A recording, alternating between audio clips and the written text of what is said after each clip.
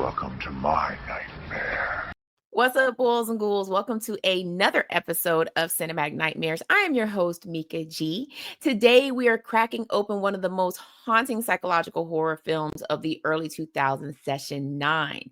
This movie is all about mood, madness, and that creeping dread that sticks with you long after the credits roll.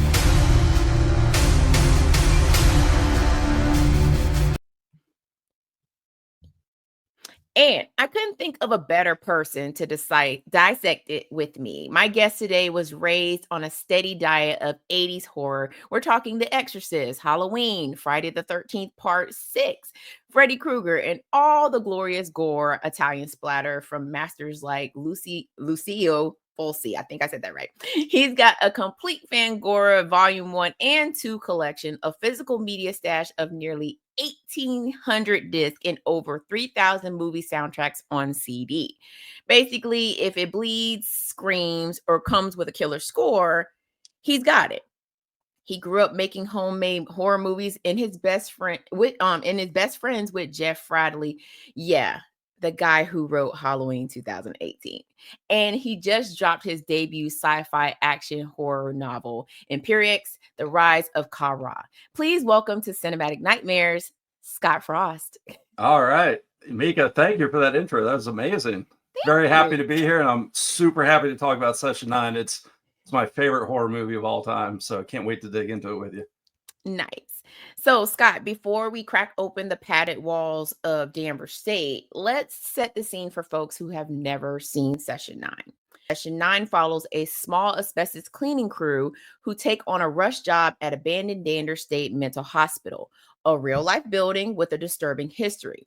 It's massive, crumbling, and steeped in stories that don't stay in the past. While they're working, one crew member stumbles upon a box of old therapy session tapes belonging to a former patient with multiple personalities. As the days go by, the work site becomes more intense, strange, sounds echoing through the halls, and paranoia spreads among the men. You start to wonder, is this just the stress of the job?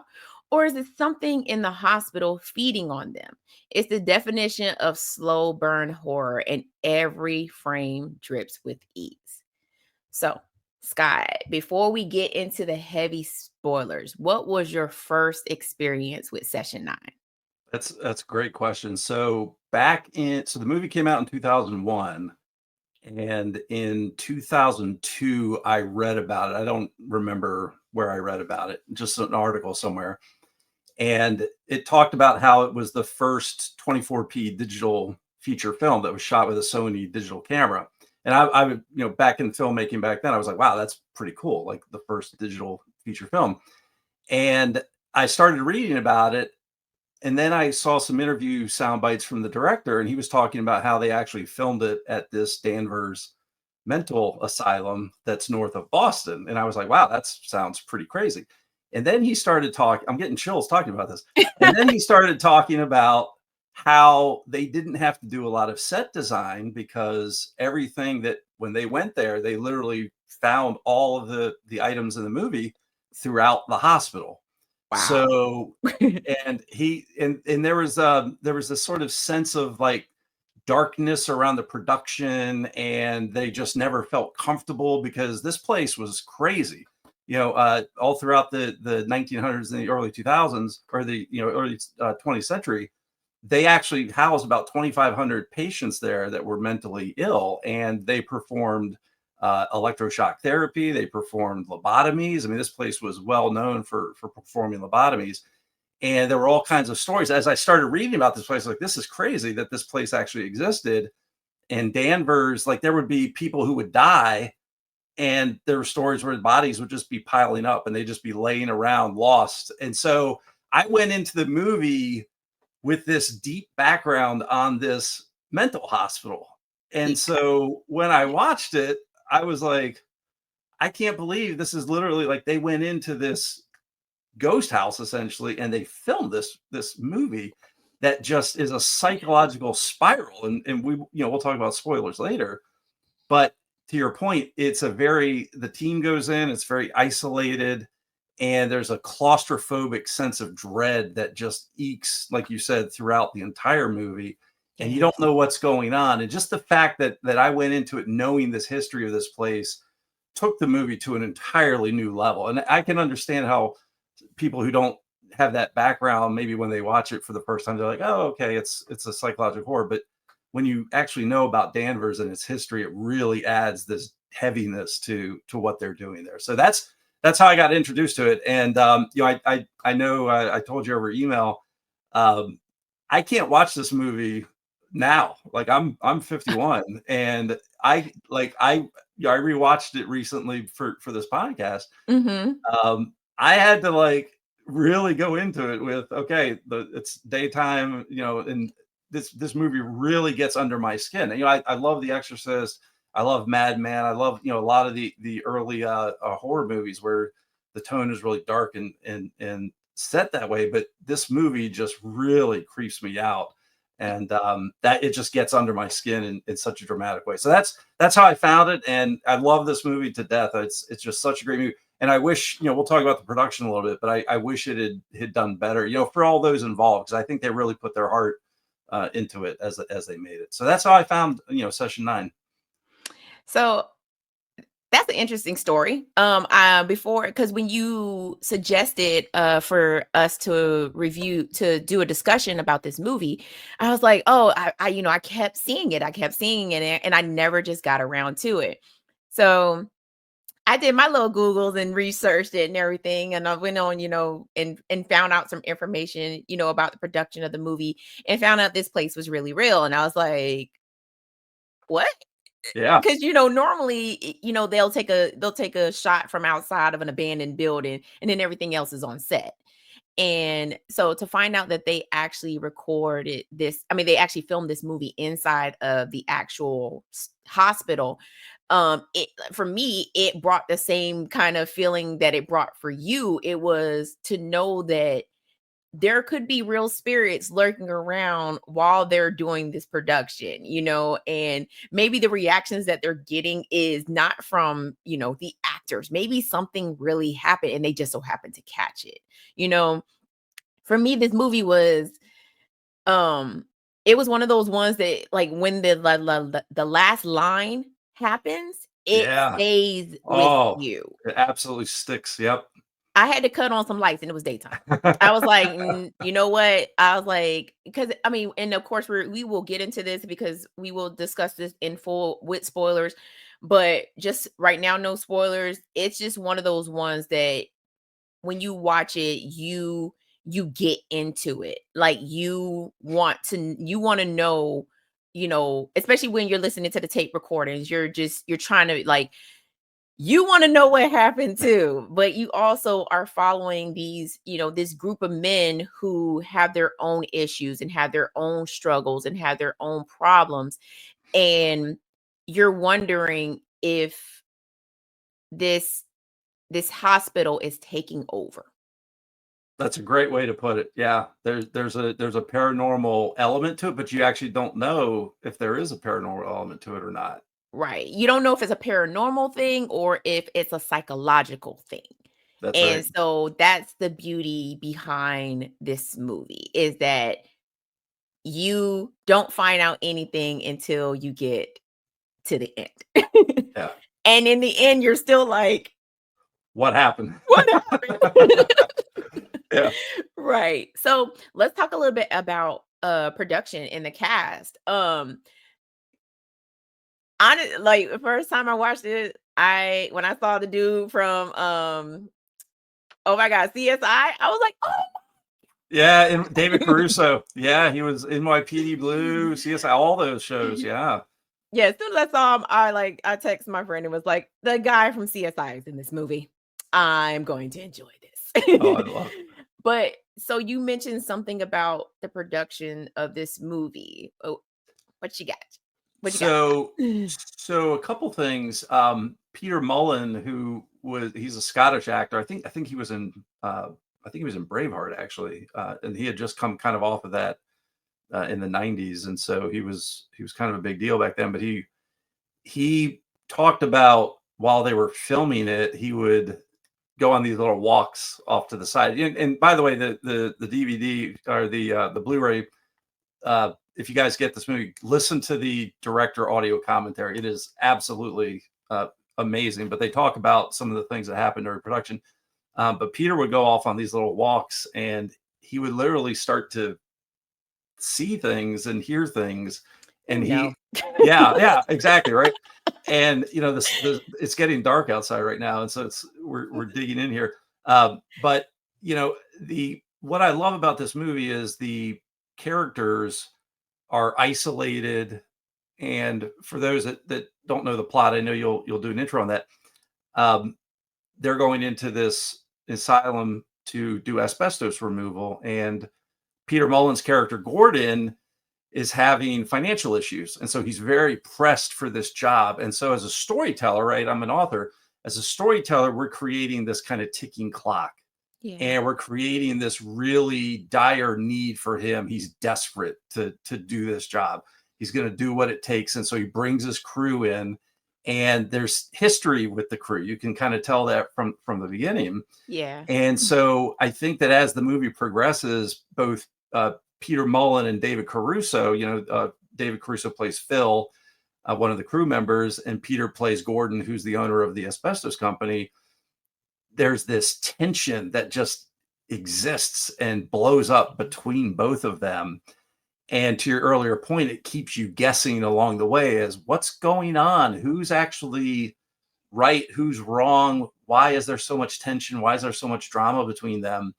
And you don't know what's reality and what's fiction. And so suddenly it's creating these threads in your mind as an audience member of what's reality right now. I don't know where I'm at. And so it's very disorienting because you don't know if David Caruso's character is telling the truth, or you don't know if Peter Mullen's character is telling the truth. And so, I think the director, Brad Anderson, did a phenomenal job building this tension in the characters. And then, so, just some history on the movie, going from the commentary, Brad had been seeing this. I think he lived up in Boston. He had driven by this asylum. When you see it in the movie, it's beautiful. I mean, it's a beautiful building, right? It's majestic. It's huge, but it has such a dark history with it. And so there's this like dichotomy between the two, that it's both beautiful and it's just got this horrific backstory to it that I think lends this really intricate world that Brad saw. And he was like, I'm going to create this horror movie from it. So he brought in a crew. USA Films funded it. It was like $1 million budget. They had literally no money at all for this movie. So it shot very low budget, and they did everything on site. When you see most of the artifacts in the movie, most of the set design, they pulled almost everything out of other areas of the building. And this is an interesting fact. The asbestos was real. And so they talk about in the audio commentary about how they were literally probably just breaking up asbestos while they were filming it. And they were working in this really bad environment. And so I think from a production standpoint, I think it was tough on the crew.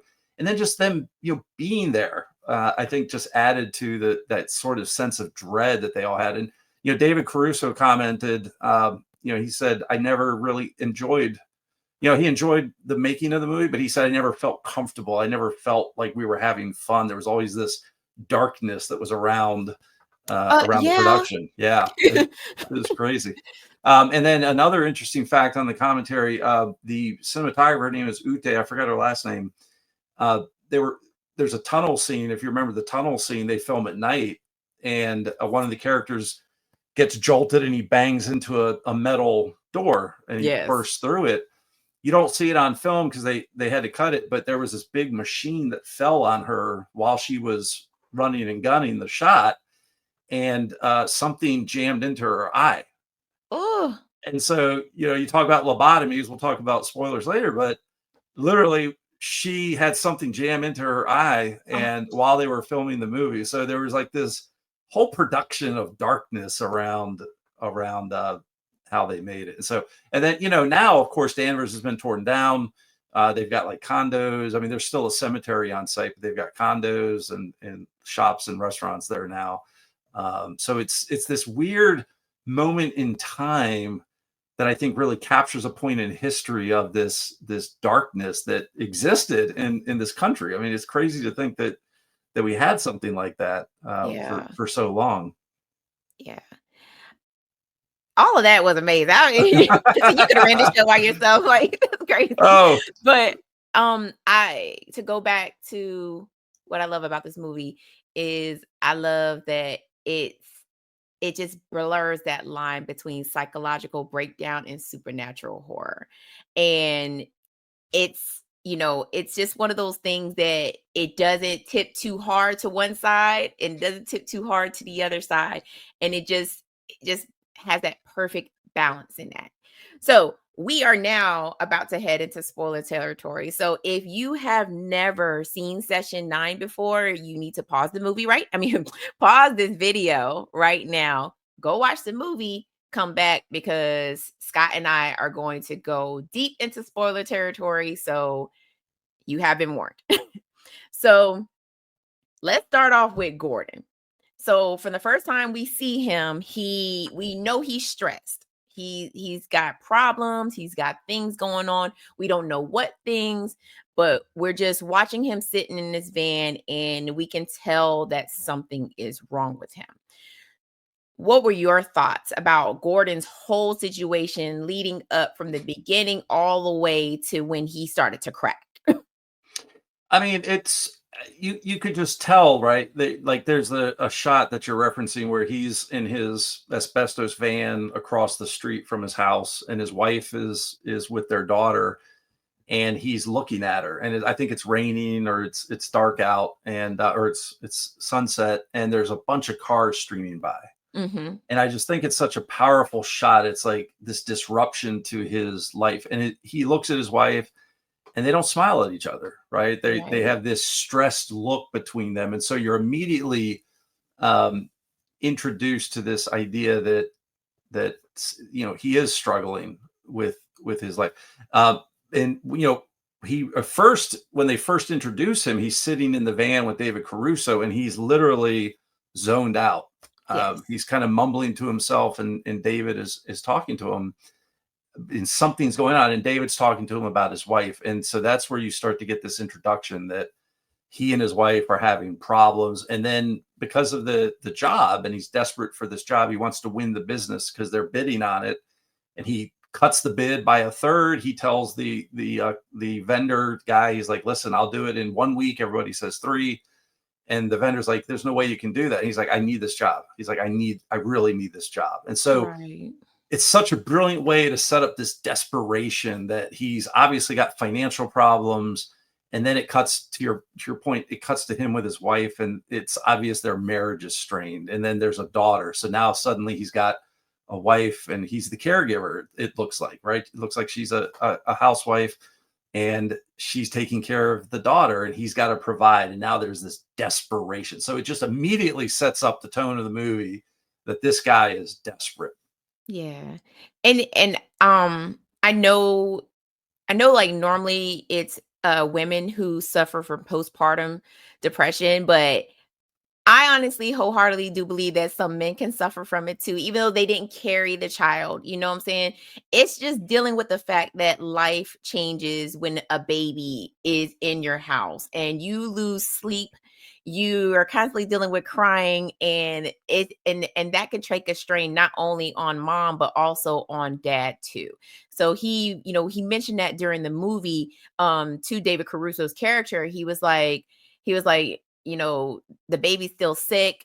She's up. She's crying at night. He's losing sleep. Now, not only is he stressed financially, he's also not resting. So a lot of that could be, a lot of that contributed to, I believe, his mental breakdown. just watching him, when watching him like bid for the job, like you said, you could see the desperation in his eyes. He needed this job so badly that he just felt like if he didn't get it, he was going to lose everything. Yeah. You Yeah, know, Mika, you're hitting on this is like the brilliance of this movie. You're actually hitting on something I hadn't really thought of before, was his fatigue. And you're right, he's mentioning it to David Caruso. He's talking about how the baby's sick and he's up at night. And you're absolutely right. I hadn't thought of that angle. So he's even physically wiped out as well. I love that. yeah. Yeah. So it just, for me, just that was for me, because I'm also a psychology major. So, Mm. well, I have a degree in psychology. So just watching him, like, and then hearing everything that he's telling, like, I need this job. I need this job. And, watching him with interact, the interaction between him and his wife, him telling, David Caruso's character about the lack of sleep he's getting. I said, this man is 2 seconds away from jumping off the side of a cliff Yeah. mentally. Yeah. And, I just enjoyed watching that piece of it. So moving into the Simon tapes, or the Mm. Princess Billy and Yeah. Simon tapes, Yeah. Mary Hobbs. Yeah. chilling. Like, so chilling that I wanted Mike to get to the next tape, like, immediately, because I Yeah. wanted to know I wanted to know what happened that night when Yeah. Mary Hobbs, killed those people. And it was just like every time the voice changed, it was just like, okay. Here we And go. right, like, but it was the doctor that he kept asking for Simon. Where's Simon? Where's Simon? I want to talk to Simon. Princess is like, I don't know who you talking about. Yeah. Billy's like, you don't want to talk to him. Like, you Yeah. don't. But what were your thoughts about the Simon tapes? So I mean, that's what makes the movie is this, essentially, the idea that they're in this hospital. And they talk about this in the production. They were talking about how there were papers everywhere that were like admissions records of Mhm. actual patients. Like, they were literally just scattered all over the place. That's And crazy. so Mike goes into that room that says, officials only, right? I think it Mm, says officials only. yeah. And so, it's like a secret place. And then he finds the tapes. And so he starts with session one. And by the way, the score is done by Climax Golden twins. Uh, Nice. and the music is more environmental sound design than it is actual music. And I Mhm. think that adds such an incredible tonal value to the film. And so when you're seeing and hearing these tapes, there's these sound effects that just like, whoa, it's like, whoa, Yeah. where'd that come from? Right. And so I think that, you're introduced to Mary, and she's crazy. She's obviously been a patient there. There's issues there, there's history. And I think this doctor is really trying to get at the dark secret that Mary's hiding.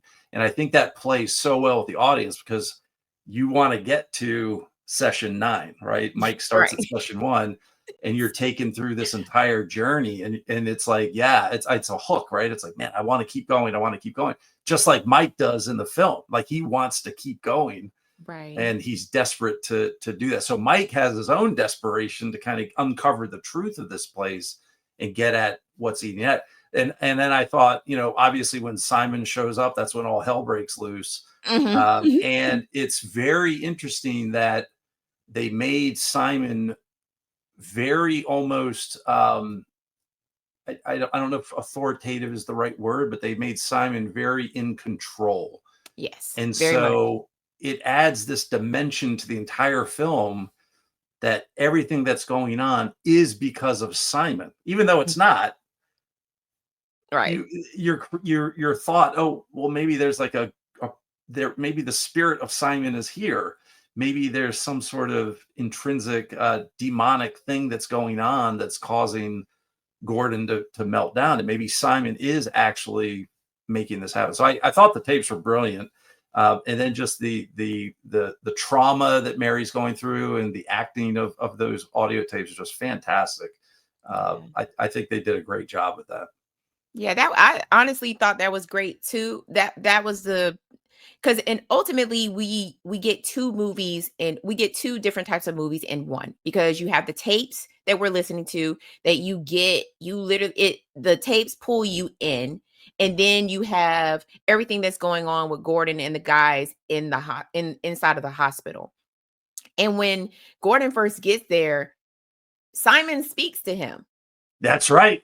Yes. So he said, "You can hear me, right?" And Gordon's like, "Who said that?" Yeah. I said the same thing. I was like, if I would have heard that, I would have been gone. Yeah. Yeah. Me too. I would have. He says hello, Gordon. The very first time right. he goes hello, Gordon, and it's like, what just happened? Right. And then he snaps out of it, right? And it's like, whoa, wait a minute. To your point, like maybe somebody was talking to him. Right. So, and just hearing Simon, when Simon finally does start talking, I got an instant chill, because you're right. He gives that authoritative vibe. Like, I'm in charge. I'm the one that did it. I have no regrets, and I'll do it again. Yeah. And again. And honestly, and this is my question. Do you believe he was a supernatural entity, or was he just the darkest corner of Mary Hobbs and Gordon's mind? Ooh. So I left that movie thinking that it was the darkest corner of a human mind, and that darkness lives within all of us, and it could come out if the right enablers were there. And I think that's what happened. And so, he says at the end of the movie, right, I live with the weak and the wounded. Yes. And then he sort of says, Doc, right? It's that authoritative sort of, screw you. Yeah. I'm in charge, and I'm going to, but it's also, I'm going to continue doing what I'm doing. And so for me, I left the movie thinking, no, this is the darkest corner of the human mind. But all along, you're thought to you're thought to think, oh, this is supernatural, this is paranormal, this is some kind of demon entity going on. But yeah, no, I think it lives within all of us. And by the way, in my book, I put an Easter egg to that line in Empyreax. So that specific last line of Simon, I have a little Easter egg in my book when the bad guy is giving a speech. He mentions, the weak and the wounded. So it's pretty, like, put a little Easter egg in there for session 9. Yeah. Nice. So I'll have to say I agree with you. Although this movie does take place in what essentially could be a haunted place. Simon, for me, was definitely the deepest, darkest part of, obviously, Mary's mind, because based on the tapes, but definitely in Gordon's mind based off everything that happens. So leading into that, throughout the whole movie, Gordon and the crew are going through I'm about to call it a hotel, the hospital, cleaning up asbestos, and weird things start happening. Eventually, David Caruso's character Phil is looking at Gordon sideways and thinking to himself, you know what? Something's wrong with him. So he starts going and talking to the other guy. Well, he doesn't go and talk to his nephew. He goes and talks to Mike, and he tells him, like, hey, something's wrong. Like, he's not getting any sleep. Do you know why he took this job? There's, things happening at home. He hit his wife. Yeah. That's the story that Gordon tells him. Gordon tells him that he hit his wife because she spilled boiling hot water on him. And so Phil is looking at Gordon sideways. Hank is oblivious to everything, but one of the guys ends up finding silver coins, and they think that he disappears, and then they find him later on in the hospital. So everything leads up to the reveal, where we realize that Gordon has had a complete mental breakdown and has taken out every single one of his crew members, including the guy that gets hired to replace one of his other crew members that he thinks went missing. Yeah. So, which is played by Larry Fessenden, by the way. So if you know Larry Fessenden, but we'll get to that. Not familiar with him. What movie is he Oh, from? so he's been an actor, director, writer in a ton of movies, and he did the werewolf movie Blackout that I think came out last year. So if you haven't seen Blackout, check that out. It's really good. Fessenden has a history. Some of his movies are good, some of them are not so good, but Blackout is fantastic. So I definitely recommend that. Anyway. No, you're fine. What did you think of the final reveal? I think it's awesome. And even the way they filmed it with David Caruso's character Phil still talking to Gordon. Yes. So Gordon is projecting Phil literally standing there, and they're arguing, and you still don't know who's going on. But now all of a sudden you're seeing, okay, Gordon is messed up. Something's going on. And then Phil keeps saying, I need you to wake up, Gordon, wake up. And you're like, why does he keep saying wake up? And he's like, you're not, and you still don't know, is Phil lying to him? Yeah. And then he says, Gordon, I need you to wake up. And then Gordon yells out, I am fucking awake. And that was like where he literally woke up, and he came out of it, even though he was standing right there still. And he suddenly realized, what have I done? Right. And it's so intense. And it's this culmination of drama between both of them that's just built up throughout the entire movie. So I thought the reveal was amazing. And then they sort of play everything out, and you see all the flashbacks, and they sort of unravel things for the audience. But it was just great. I would honestly compare this reveal to Identity. Okay. When the reveal in Identity, and again, if we're in spoiler territory, so if you haven't seen Identity, I'm so sorry. But in the end of Identity, I'm sorry, have you seen Identity, Scott? I have not, but it's fine. You can spoil away. Okay. So Identity is also based off somebody who has a dissociative identity disorder, except we go into his mind.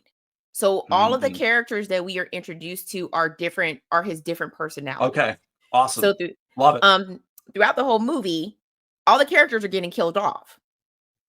And in the end, we find out we find out who the killer is, and then they do a flashback of all the kills. Very much similar to Session 9. Yeah. And so, see, I didn't even give away who the killer. No, I know. I love it. Yeah. So but Identity is a recent movie. No, Identity actually came out in, I think, the early 2000s, I want to say. Okay. I want to say it came out early 2000s. But it has John Cusack in it. Okay. Yeah, I don't know how I he's missed the that lead one. character. Yeah, he's the lead character in that one. So if you haven't seen Identity, check that one out. Yeah. I'll see it, sure. Same type of ending where we don't find out that these are all the personalities until the end. And then flashbacks of each one of the deaths. So when I watched it, I was like, oh my goodness, this is just like Identity. Like, this is crazy.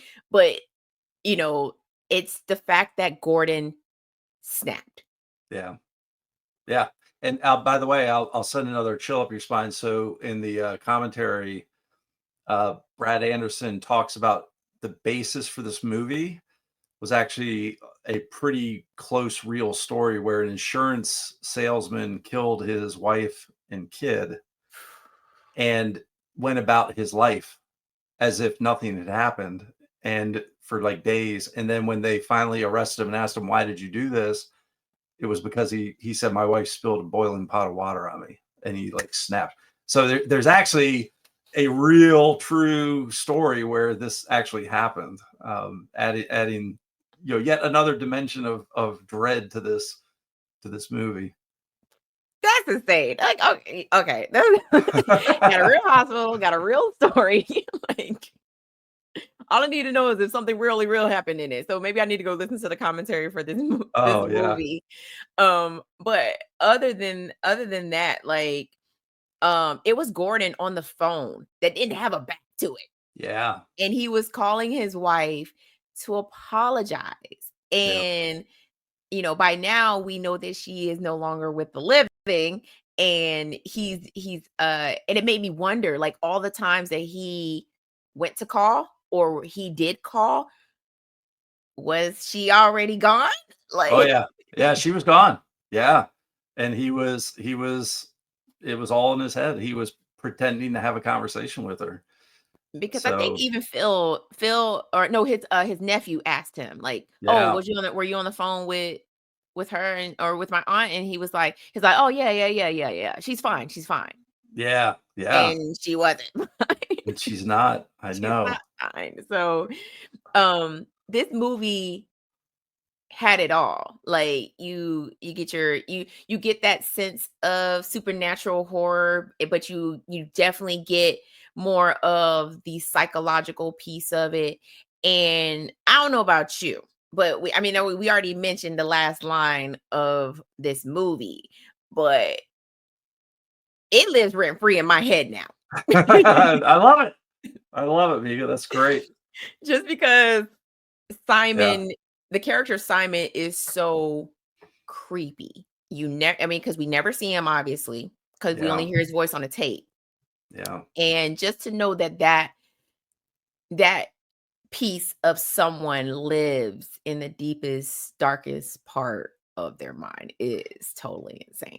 And what's interesting about that too is, and I don't know all the production. Maybe I have to look at the credits, but uh, Mary, the princess, is a woman. Billy is the voice of a woman pretending to be a boy, Yes. but then Simon sounds like a man. And so if you sort of like think about, okay, this is Mary Hobbs, all of a sudden it's the voice of Simon is this authoritative male who's, and also it's like, where did that come from? I thought it was, and it's kind of like, it's very creepy to think about that. And then there's I don't know if you were going to talk about the scene with Jeff in the tunnel, but Oh, yes, Jeff, yes. yeah, Jeff, yeah, go ahead. So you're talking about the part where his nephew went into the darkness. Yeah, and the lights all went out. Nope. Nope, you got it. You got it. Okay. And when he ran out freaking out, I was freaking out with him. And I wasn't even in the movie. Like, I was just like, nope, nope, I no, love it. no. Yeah, I can't do it. So yeah. you want to elaborate on a little bit Well, more than I did? he sets it up earlier in the film. Oh, Nyctophobia. Like I never knew what nyctophobia was, and you me look up. neither. I just like, you're afraid of the dark. Like, that's Yeah, it. Like, yeah, and you learn something new, right? But then he talks about that, and he sets it up, and you don't think anything about it. And then when he's down in that tunnel, and the tapes are getting intense, right? And I think Simon's going off. I think Simon's just appeared, if I remember correctly. And then the power generator goes out. And so when the power generator goes out, there's no power, right? Because this place is abandoned. And when he's in that tunnel, Gareth Jones, who's one of my writing friends, he says that this is the first movie where darkness, they filmed darkness becoming a evil entity. And mhm. so they have this wide shot down the tunnel. And when that darkness and the lights are just enveloping Jeff and he's running, and you hear this genuine scream from him that I thought was just like one of the best acting screams I've ever heard. Like he is literally like, It probably was he's real. afraid of the dark. Yeah. And he's like literally like panting for breath, and he's running. And all of a sudden the darkness, there's no CGI, there's nothing, right? It's literally just they're Right. turning lights off, and it just envelops them and goes to darkness. And it was a fantastic scene. And at that point, Simon's taken over, and then like the tapes, Simon's there, and everything's breaking down after that point. Yeah. It was like you said, it was he let you know ahead of time, like, hey, like, I'm afraid of the dark. Okay. And then it was right before he goes down there. I want to say Phil is talking to Mike. I want to say he's talking to Mike, and he's like, hey, I need you to come with me real quick. And he was like, well, I can't because the generator just went down. He's like, send the kid. He's like, I can't send the kid. He's afraid of the dark. Yeah. And he was like, dude. And he was like, sorry, I honestly, if I had been Hank, because that was the kid's name, was Hank. Jeff was the kid. Yeah. Oh, Jeff. If I had been him, I'd have been like, yeah, so I quit. Yeah. Today. Same. I'm not going to that basement where I know like bodies have been. Right. No way. Like, no way. You're not. And it was this, and it was Hank that was telling the story, right? About, or was it Mike that was telling the story about everything that happened in the hospital while they were all sitting outside? And that was Mike. Yeah. Okay. That was Mike. Yeah. Listen, Mike, if you're going to tell a story, and I know this is a movie, but if you're going to tell a story, let's not get too graphic. Okay. Especially because we getting ready to go in here. Yeah. It scared the bejesus out of Jeff. You know what I'm saying? Hank was like, whatever, dude. Like, let's just get the job done. Phil is like, really? You gonna tell the story? And then Gordon is just pissed. Yeah. So it was just the graphicness of that story and everything that he told. And it was just like, and of course they're like, how do you know this stuff? And he's like, I read books. And we're like, there's no book in the world that has that story. I know that for a fact. Yeah. Know that for a fact. It was pretty disturbing, right? Like, right. Yeah. And the tension between Phil and Hank, because Phil introduced Hank to his girlfriend, and then Hank stole his girlfriend, and then just that tension. And then when Hank does go missing, Phil's like, I know who to call. Because they couldn't find him. So he was like, I know who to call. So he called his ex-girlfriend, now Hank's girlfriend. And she was like, he packed all his stuff and he went to Vegas. And that's the story that he went with. Because it made me question, did he even dial the number? Yeah. Well, yeah. I mean, that's the misdirect, is you actually don't ever really know. Right. He says that's what she said, but then Gordon is questioning it later on, right? And so you actually don't know. That I think that's it left intentionally vague. Maybe the directors thought, oh yeah, we resolved that, that's fine, but no, I don't think that was ever resolved. And it adds to the mystery of, is Phil screwing with them now? And maybe did Phil do something with Hank? And as an audience member, you're like, yeah, actually this guy's no good. He's doing something. But the misdirects are awesome in this movie. I have to agree, because there were some times where I was like, there's something going on between Phil and Gordon that we don't know about. They have some type of history, and then they got to deal with Phil and Hank. It's something happened between them. And I want to say it's probably because Gordon kept taking all these lowball offers, and, that's why he mentioned the money, what I'm saying? He's like, do you know how much we're getting paid for this job? And, and they're like, that's 10,000 a piece. Right. And he's like, So, I think it's because I think there was some tension between the two of them, and that we would never know their history or what happened between the two of them, but it probably led to Gordon snapping anyway. So, and that's why it was so easy for him to take Phil out, because he was like, you're messing with me and I don't appreciate it. So, with that being said, what are your final thoughts and your rating for Session 9? Ooh, I mean, it is my favorite horror movie of all time. So, I mean, for me, it's a 10 out of 10 for the creep dread factor. I'd say because it's, it was very low production and low budget. Some of that I think comes through a little bit. I think they did a great job with what they had. So, it kind of leans maybe 8 out of 10 on that front, but 10 out of 10 in terms of like, just, I can't put it on, like if I just put it on the home theater and nobody's home and it's dark, I'm like, nope, sorry. And I turn it off. You know, you see that chair spinning right in the opening credits. It's like, nope, nope, Yeah. nope. I'm sorry, I can't do this right now. I need daylight and people walking around the house.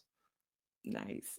So I have to say, because this was a first time watch for me, I've never seen Session 9 before. I would definitely give it a 4.5 out of 5 because it didn't rely on jump scares. It's one of those it's one of those movies like Identity where you don't know what you're getting into until the twist happens. And then you realize like, damn, we've been doing this the whole Yeah. time. It's the hospital itself is its own character. Like you get immersed into this building where where these guys are doing asbestos cleanup. You I almost felt I ain't gonna say almost. I felt sorry for Gordon because of everything that he was going through. But other than that, this is a great psychological horror, and y'all know I'm a sucker for a psychological horror movie. So this is Scott. Yeah. Thank you for this one. Oh, Like this one was great. This one was great. yeah. Yeah, and it didn't do well when it came out. Like there was no distribution, and it's really gotten a cult following over the years. And I'm hopeful that more people will get to experience it. But don't watch it during the day. Yeah, I tell friends of mine, hey, Session 9 is like the best horror movie. And they're like, and I'll ask them if they watch. Oh yeah, I watched it with my girlfriend or with my wife, and it was like 2 PM. I'm like, no. Like you got to watch this movie by yourself, at night, when it's like Halloween time, and just really get into it and put your phone down and really focus on it. Cause it's such a great movie. Yeah, I have to agree. Although I did watch it in the middle of the day, in my house, my blinds stay closed, so my house is pretty dark even during the Love it. daytime. And so watching it, I was like, okay, so go ahead, open up them blinds over there. Yeah. Because this is a great psychological horror, and it does play with your mind. It doesn't just play with Gordon's mind, it also plays with your mind too, because you're trying to figure out whether this is supernatural or whether this is psychological. And trust me, you will, when you get to the end, it all was psychological. So with that being said, Scott, where can people find you and what are you working on next? So I am actually, so people can find me at scottfrost.com. It's SCOTTFROST.com. I am working on the sequel to Empyreax. So the ending is set up for book 2. There's a 3rd book in the works as well. And I'm actually publishing on Kindle Unlimited a collection of horror shorts. So I actually do a lot of horror writing as well. So that'll be free for anybody who's got Kindle Unlimited. That's getting ready to be published. I think next month is when it's coming out. So in September, just in time for Halloween. I've already got cover art. Maybe I'll shoot you an email with the cover art. It's got like a cool zombie hand coming out Nice. there. So yeah, that'll be out. But yeah, folks can find me on scottfrost.com. And I do book signings here in Virginia all the time at Barnes and Noble. So would love to have folks come out. I'll have everything updated on my website with the signing dates. Nice. Social media? Thank you. Yeah, on Threads, I'm Books by Frost. So it's Books by Frost on across all social media platforms. So most active on Threads. That's how I found Yumika. I'm super happy to have been on Cinematic Nightmares, and I'd love to dig into more. So if you need me to come back again in the future, I'd love to talk about other horror movies. We can dig in wherever you want to go. If you ever want to come back and talk Identity, let me know. Okay, I'll go watch Identity and I think your podcast is awesome. I really hope it takes off and does great things for you. I think you're doing a great job. Thank you. I really appreciate that. And I Yeah. also appreciate you for coming on and being a guest. When I sent out the smoke signal, you was like, I'll come on. And I was like, okay, you want to do a top 5 or you want to talk about a movie? And he immediately was like, I want to talk about Session 9. And I was like, Yeah, all right, I've never seen it, but we'll do it. And it's so worked out great. I'm so happy that I Yeah, watched that movie. That like I'm adding it now to my list of movies that if I ever see it pop up, I'm watching it. yeah, So, and I'm probably going to introduce my family to it too. I'm like, hey, because my yes, family is horror movie fans, and I'm pretty sure they will enjoy this movie as well too.